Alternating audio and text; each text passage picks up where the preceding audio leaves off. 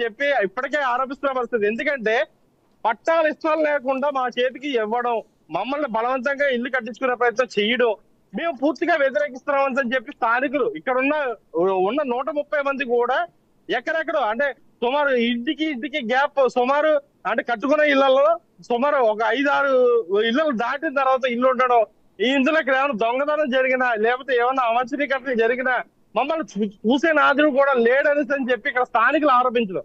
ప్రధానంగా ఇక్కడికి తీసుకురావడం అనేది కాకినాడ రూరల్ లో ప్రధానమైన చర్చాంశంగా జరిగింది. అప్పట్లో జనసేన గానీ టీడీపీ గానీ ప్రతిపక్షంగా ఉన్నప్పటికీ కూడా ఎంతో వ్యతిరేకించినప్పటికీ కూడా జగన్మోహన్ రెడ్డి ససేమేరా కూడా ఇక్కడ ఓపెన్ చేసే కార్యక్రమం ఇక్కడ నుండే ప్రారంభించారని చెప్పి తెలుస్తుంది.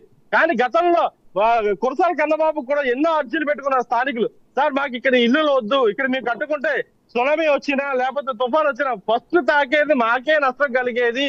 సుమారు 300 కుటుంబాల దాకా, అంటే 300 కుటుంబాలు అంటే ఇంచుమించు ఇంటూ 2 వేస్తున్నా అంటే 6,000 మంది పైగా ఇక్కడ నిర్భాగ్యులు అవుతాం. ఇక్కడ వర్షం కురిసినా సరే వాటర్ భూమి ఇంకలేని పరిస్థితి కనబడుతుంది. అంటే అడుగేస్తే అడుగు కూడా వాటర్ లో మునిగిపోయే పరిస్థితి కనబడుతుంది. అంటే మోకాళ్ళ లోతు నీళ్లు నిలబడే పరిస్థితి కనబడుతుంది.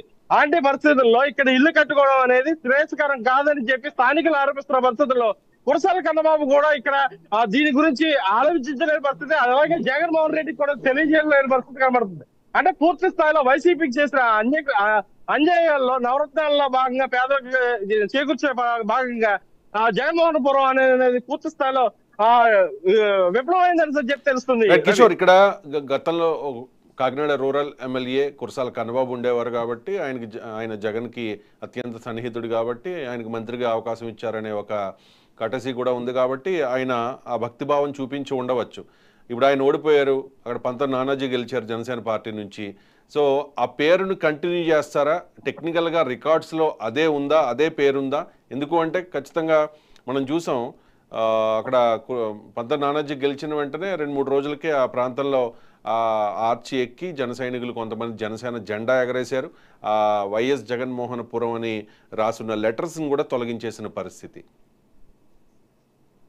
ప్రధానంగా రవి ఇక్కడ మనం చూస్తున్నాం, ఇక్కడ స్థానికులకు మాత్రం సంబంధించి జగన్నాథపురం అనేది మాత్రం పూర్తి స్థాయిలో మేము ఒప్పుకోము అని చెప్పి ఇప్పటికే పద్మనాభజీ గారికి వెళ్ళడం జరిగింది. కాకినాడ రూరల్ సంబంధించినటువంటి జనసేన ఇన్ఛార్జ్ ఎవరైతే ఎమ్మెల్యే ఎవరైతే ఉన్నారో వారికి అర్జీ నెగ్గిన వెంటనే దాన్ని పూర్తి స్థాయిలో మారుస్తాము, మీకు ఇక్కడ కాదు కాకినాడ రూరల్ కి సంబంధించి ఎక్కడైతే ఖాళీ స్థలాలు ఉన్నాయో అక్కడే టిక్కో ఇల్లులు ఉన్నాయి, అలాగే ఇక ఇల్లు కట్టించే ఏర్పాట్లు కూడా చేస్తామని చెప్పి పంతనాలజీ తెలియజేసినప్పటికీ కూడా స్థానికులు అయితే కనుక ఈ పేరుని మాత్రం పూర్తి స్థాయిలో వారంతటి వారే తొలగించడం జరిగింది.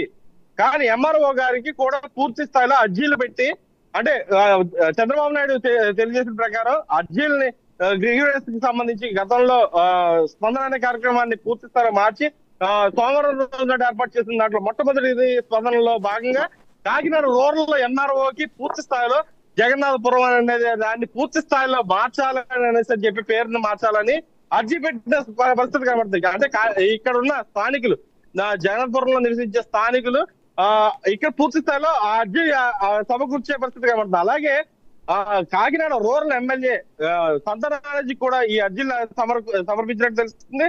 దీని పూర్తి స్థాయిలో అంటే ఇక్కడే కాదు కాకినాడ రూరల్ ఈ ప్లేస్ లో పక్కన నేమంలో కూడా అంటే సుమారు జస్ట్ ఒక 3 కిలోమీటర్స్ 2 కిలోమీటర్స్ లో కూడా అంటే పూర్తి స్థాయిలో ఇది కాకినాడ రూరల్ లైట్ హౌస్ నుండి ఉప్పాడ గ్రామం దాకా అంటే ఉప్పాడ కొత్తపల్లి బండ్లం దాకా వెళ్తుంది ఈ రోడ్డు.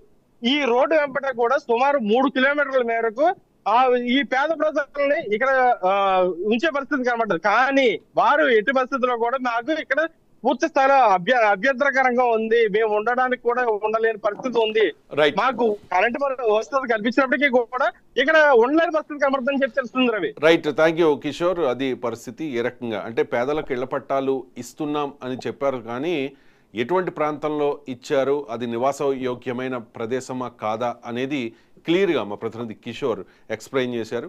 అది సముద్ర తీరానికి జస్ట్ ఒక 50 కిలోమీటర్ల దూరంలోనే ఉంటుంది ఈ వైఎస్ జగన్మోహనపురం.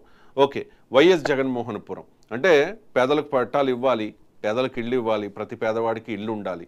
మంచిదే, ప్రభుత్వం మంచి నిర్ణయం తీసుకుంది. కానీ ఎటువంటి ప్రదేశంలో ఇస్తున్నామన్నది ఒక పాయింట్ అయితే, ఆ ఆ కాలనీకి ఏ పేరు పెడుతున్నాము అన్నది కూడా ఒక విషయం. వైఎస్ జగన్మోహన్పురం అనే ఈ బోర్డు చూసి అప్పట్లో జగన్మోహన్ రెడ్డి డిసెంబర్ 2020లో చూసి చాలా ఆనందం వ్యక్తం చేశారట. కన్నబాబుని కూడా మెచ్చుకున్నారట అప్పుడు ఎమ్మెల్యే. సో అంటే పేర్లు పెట్టుకోవడంలో జగన్మోహన్ రెడ్డికి అంత ఇంట్రెస్ట్. పేర్లు పెట్టుకోవడం, ఫోటోలు ముద్రించుకోవడం, ప్యాలెస్లు నిర్మించుకోవడం, ఈ తరహా. దీన్నే ప్రజలు ఎందుకో హర్షించలేదు. చాలా దారుణాతి దారుణంగా వైఎస్ఆర్ కాంగ్రెస్ పార్టీని తొక్కేసిన పరిస్థితి ఇప్పుడు చూస్తున్నాం. ఇక్కడ క్లియర్గా జనసేన పార్టీ జెండా ఇది. సో జన సైనికులు చాలా ఆనందం వ్యక్తం చేస్తూ పంతన్ నానాజీ అక్కడ గెలిచారు కాబట్టి మా కాలనీకి మీ పేరు వద్దు, మీ పేరు మాకు అవసరం లేదు అని చెప్పి ఇక్కడ తొలగించేస్తున్న ఫోటోను కూడా మనం చూస్తూ ఉన్నాం. ఇది పరిస్థితి. రాష్ట్ర వ్యాప్తంగా చాలా ఏరియాల్లో పేదలకు పట్టాలు ఇచ్చారు. వాటికి జగనన్న కాలనీలు అని కూడా పేర్లు పెట్టుకున్నారు.